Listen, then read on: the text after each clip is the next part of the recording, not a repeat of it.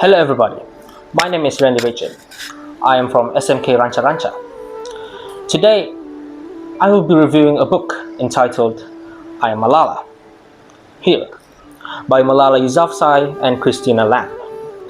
This book is published on 8th of October 2013 from Little, Brown and Company. It only contains about 310 pages and only costs about 33 ringgits, or in the US it only costs about $8. So I will be dividing the review into 5 parts. The first is before the Taliban intrusion. The second is the Valley of Death. Third part is really interesting because it includes 3 girls and 3 bullets. The fourth part is in between life and death, the climax of the story. And the fifth is a second chance, or rather a second life. Now let's move deep into the story. Malala was named after Malala of Maiwand. Her parents, however, are Xiaodin and Topikai. In conclusion, Malala grew up in an environment where she was encouraged to learn and always have to strive for the best. So Malala's father, Xiaodin, was almost to be a martyr. Because of his outspoken activism, Malala's school closes, following by a Taliban manifesto. By August 2009, the army has fought off the Taliban in Swat Valley. The Yousafzai family returns and Malala's school reopens. She even visits Islamabad with her friends and even gave a speech there. So while Malala is giving speeches, she starts to receive awards and prizes for her activism on education.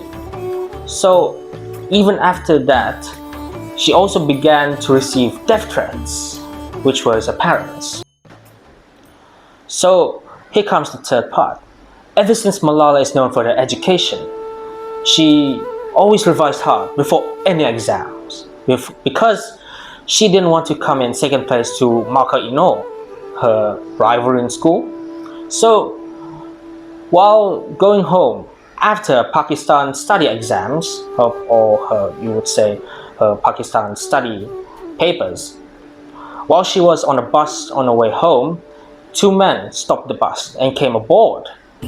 One man shouted, "Who is Malala?" and shot 3 bullets. One bullet traveled through the left eye and through her shoulder, while the other 2 bullets hit her friends, which is Shazia and Kainat. But luckily, none were fatally injured. Now here comes the fourth part. Malala was sent to a hospital in England.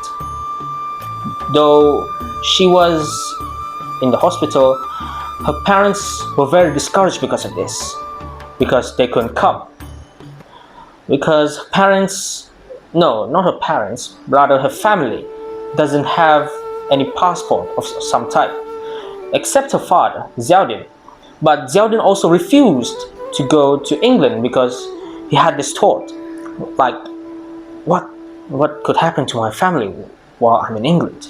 So he stayed in Pakistan, knowing that Malala would be safe in England because, of course, England is a faraway place from the Taliban.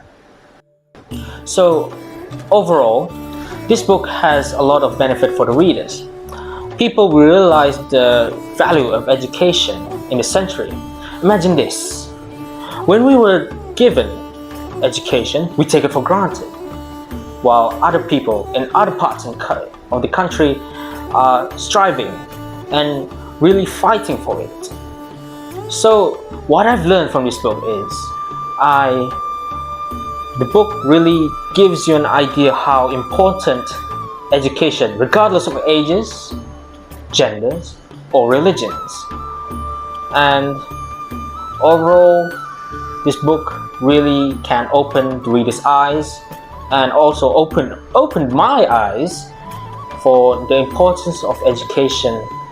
So we should not take lightly about this issue, because this book really tells us about feminism and the fight for education.